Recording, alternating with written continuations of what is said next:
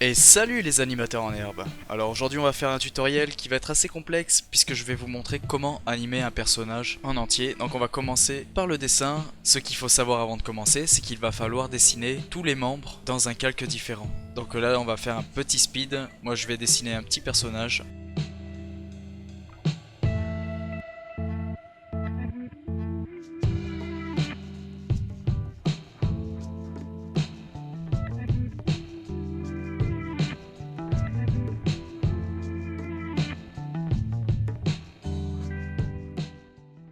Et voilà. Bon, on va en rester là. On va pas aller plus loin. C'est pas de l'art, hein. Il est pas terrible comme personnage, mais bon, on va dire que ce skinhead nous fera l'affaire pour comprendre ce qu'on a à comprendre. Donc voilà, ce qu'il faut savoir, c'est qu'il faut avoir tous les membres à part dans un calque différent, comme on peut le voir ici. Même les yeux et la bouche aussi à part. On pourrait même faire les pupilles à part, donc les mains, tout ça, tout ça. Donc une fois que vous aurez dessiné votre personnage, il faudra de votre côté placer tous les centres de rotation. Donc avec Center et dans l'outil Edit Tool. Donc moi je l'ai déjà fait. Donc une fois que vous avez fait ça, que vous avez placé tous les centres, il faudra que vous fassiez aussi de votre côté la hiérarchie dans le schématique. Donc la hiérarchie, ça se fera exactement pareil que dans le petit tutoriel que je vous avais fait dessus Edit Tool. Donc à savoir le corps qui dirige tout le reste de notre personnage, la tête, les bras et les jambes. Il suffit de faire quelques rotations pour se rendre compte si l'axe de rotation est au bon endroit. Alors, on peut voir que ça va, hein, c'est correct, c'est ce qu'il faut. Vérifions avec le bras, donc ça va aussi. On peut essayer avec la tête. Le point de rotation est au bon endroit. Maintenant, donc comme on peut le voir, lorsqu'on fait une rotation, on voit que là on voit un bout de cou et bon ça en animation c'est pas génial. Donc je vais vous montrer comment pallier à ce problème. Il va falloir combiner l'outil Edit Tool, donc qui nous sert pour les rotations, et puis l'outil qui crée des mèches, donc Plastic Tool. Donc une fois les centres positionnés, la hiérarchie faite, il ne nous reste plus qu'à créer des mèches à partir de l'outil Plastic Tool. Donc on va commencer par le corps. Donc là comme on l'a vu dans le tutoriel Plastic Tool, on va dessus, on fait Create Mesh, on fait Appliquer. Appliquer, voilà. Maintenant je vais positionner quelques os avec bulle de skeleton. À savoir qu'il ne faut pas mettre le premier point à l'intérieur de notre mèche, sinon on ne pourra pas le bouger à notre convenance. Donc moi je vais le mettre à côté, je vais faire un point ici, je reclique sur le premier, je vais en mettre un à peu près au milieu, j'en mets un en bas du cou et j'en mets un en haut du cou. Ensuite je vais faire les épaules à partir de celui-là, là et là. On va dire qu'on va faire aussi à peu près les bords du cou, au cas où ça ne se plie pas comme on le voudrait. Et là on va faire une étoile. Lorsqu'on bougera le bras, on pourra bouger le mesh à partir de cet endroit là. Hop et hop. J'ai fait donc une animation de 48 secondes. Et là, donc on va tester un petit peu le Ridge, donc Animate. Donc là je vais aller décocher le Keep Distance. Donc on va voir que pour le coup, on va pouvoir le bouger. Oh yeah. Chick chick boom, chick chick boom. Allez hop. Donc une fois qu'on fait Animate, on peut voir que nos traits sont pas terribles. Donc pour ça, pas d'inquiétude à avoir. Il suffit de cocher l'œil pour se rendre compte qu'en fait, il n'y aura pas ce flou. C'est très grossier au rendu. Ils font sûrement ça pour ne pas que ça rame trop. On va essayer de voir quelque chose. Par exemple, imaginons que je vais faire une animation sur mon corps. Donc là il n'y a pas de clé sur le corps, donc je vais créer une animation sur la position. Donc là on va créer une clé, je clique sur la clé, une clé est apparue, je vais à la 18e seconde, c'est au hasard, et je bouge. Et là qu'est-ce qui se passe? Eh bien mon mesh reste à sa place. Et du coup on peut voir donc que le mesh ne suit pas la forme de base. Donc c'est pas intéressant. Qu'est-ce qu'on va faire pour remédier à ça? Donc on va supprimer la clé, on va supprimer aussi la première. Et en fait, c'est qu'il va falloir faire toutes nos animations de rotation, tout ça, par rapport aux mèches créées avec Plastic Tool. Il va falloir recentrer tous les centres des mèches créées avec l'outil Plastic Tool. Donc là, on retourne sur Center et on les replace aux endroits, donc à peu près comme tout à l'heure. On va pas créer de mèche avec l'outil Plastic Tool sur tous les membres. Par exemple les mains, j'aurais pas besoin de bouger la main comme on le fait avec les bras, puisque c'est un membre qui reste statique. Ou même les yeux. Donc les yeux, on va pouvoir voir que j'ai créé 5 yeux différents. Donc ça pour ça, hein, vous le savez, il faut faire CTRL-C, CTRL-V, et puis vous modifiez le premier, ou sinon vous faites clic droit et vous faites Create. Ça en fait, c'est parce que lors de mon animation, à n'importe quel moment, je pourrais glisser une image. Donc là par exemple, imaginons, on reste sur le 1 tout ce temps là, donc le 1, celle-là, c'est les yeux ouverts, et là on va dire qu'à la 18e frame, il va fermer ses yeux, donc là il va falloir que je supprime cette clé là, et que je vienne insérer mon personnage qui ferme les yeux, et ainsi de suite, donc je vais Voilà, donc là j'ai fait un clignement d'œil. On va regarder ce que ça donne. Hop. Donc là on a un clignement d'œil, comme on peut le voir, à cet endroit-là. Ça va être exactement pareil pour les mains. Il va falloir en dessiner plusieurs. Là j'en ai dessiné qu'une, hein, donc mais c'est juste pour vous expliquer. Par exemple, vous voulez faire une main qui s'ouvre, soit vous pouvez faire une main directement ouverte et une main fermée. Donc on aura une transition directe. Quand on a une animation qui bouge, on ne voit pas forcément la différence, la transition entre les deux. Ou sinon, vous faites une main ou deux de transition entre la main fermée et la main ouverte. Si jamais vous voulez bouger votre personnage de 3/4 ou quoi, il va falloir aussi faire des mains un petit peu en biais pour suivre votre personnage. Idem pour la bouche, là j'en ai fait que 3 bouches différentes. Donc si je veux faire parler mon personnage, c'est pareil, là on est à 1. Donc moi je vais par exemple mettre la troisième. Donc la bouche fermée en premier, ensuite je vais mettre la deuxième. Si la troisième je veux la garder plus longtemps, je veux garder la bouche fermée. D'ailleurs ça lui fait une sale tronche avec la bouche fermée. C'est peut-être parce que je l'ai mal positionné par rapport à la bouche ouverte. Bon c'est pas grave, on va rester comme ça. Et si je veux mettre plus de secondes, je peux aussi faire reframe et par exemple 4 images. Bon là on peut voir que ça pousse le reste. Si je veux les recoller, j'ai juste à sélectionner de là à là. Je prends mon curseur et je remonte.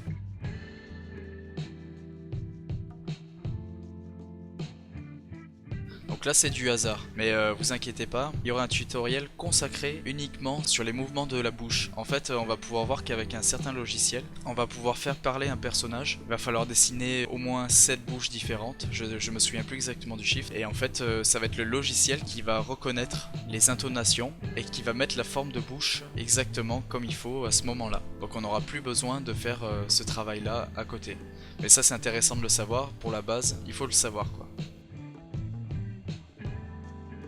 Donc là on a mon personnage qui parle un petit peu et puis qui a son œil qui cligne. Vous si vous importez votre son, après vous pouvez toujours faire un personnage qui parle. Il suffit d'avoir donc une bouche qui fait O, une bouche qui fait P, et puis après donc vous importez votre son en WAV, et puis là où sont positionnés vos mots, vous positionnez la forme de bouche qui va avec. Et donc vous pouvez déjà faire un personnage qui parle.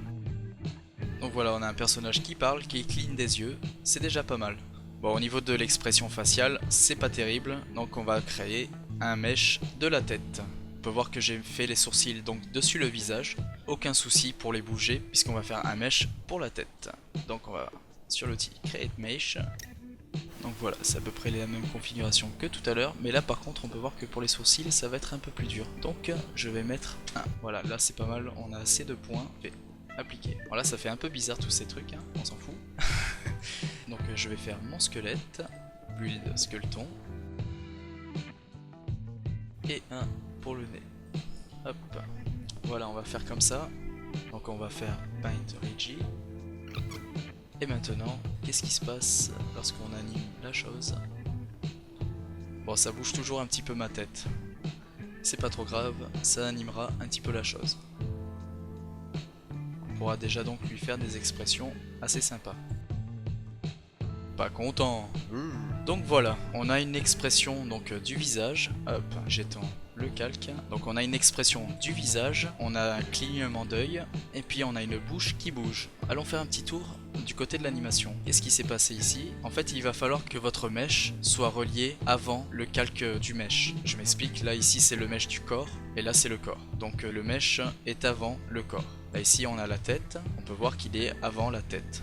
Donc c'est comme ça que ça se relie, normalement ça se fait automatiquement, vous n'avez besoin de rien faire. Par contre je n'ai pas centré le centre de la tête, on va retourner dans le basique et je vais centrer d'abord la tête.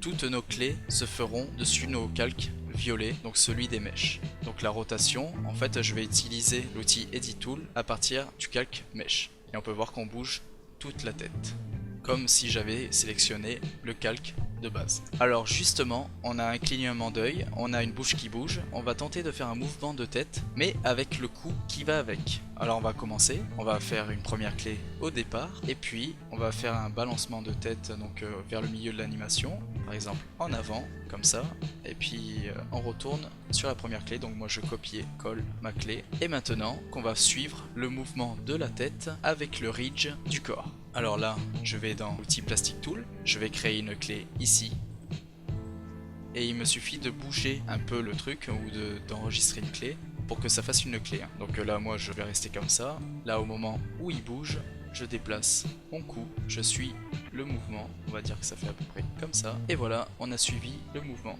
Maintenant, hop, je viens copier-coller la première clé.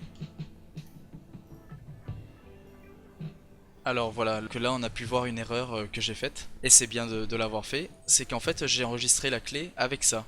Alors qu'en fait ça enregistre la clé position, la position d'Edit Tool. C'est pour ça que ça n'a pas suivi, il fallait plutôt que je bouge mon animation par les os pour créer la vraie clé, en fait, la clé qu'il faut. Donc maintenant je vais la copier, coller, et voilà. Qu'est-ce qu'on a maintenant? On a un personnage donc qui cligne des yeux, qui parle, qui balance de la tête et le cou qui suit la tête. On va donner une petite expression faciale donc au niveau des sourcils, on va créer des clés.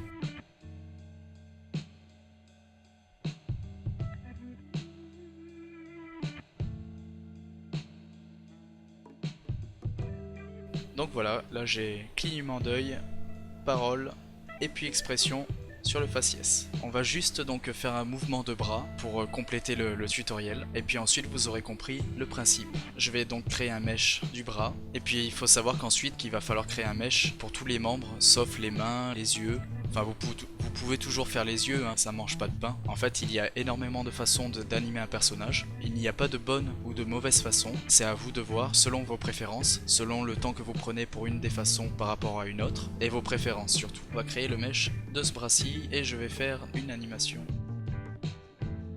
Et placer le centre du point. Hop, center, ici. Voyons voir ce que ça dit.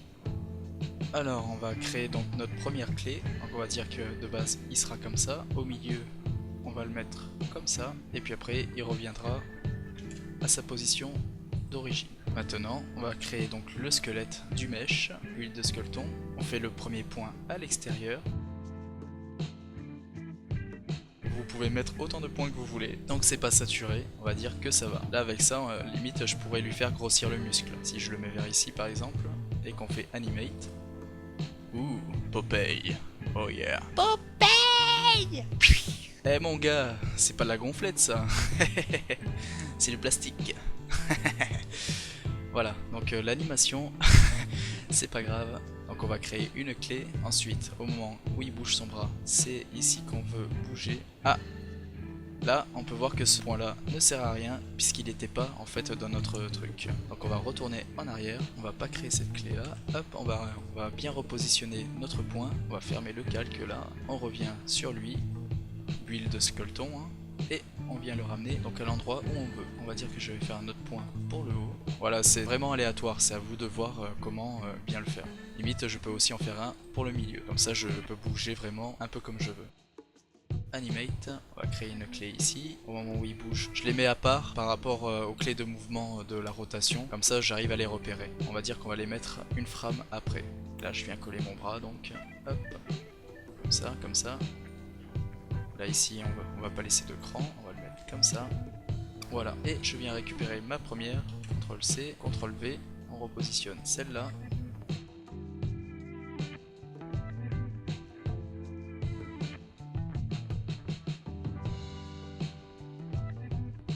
Donc voilà pour ce tutoriel, vous avez toutes les bases pour animer un personnage assez complexe grâce à la combinaison d'Edit Tool et de Plastic Tool. Donc Tool ça veut dire outil, hein. C'est pour ça qu'il y est dans tous les trucs, hein. C'est parce que c'est un outil.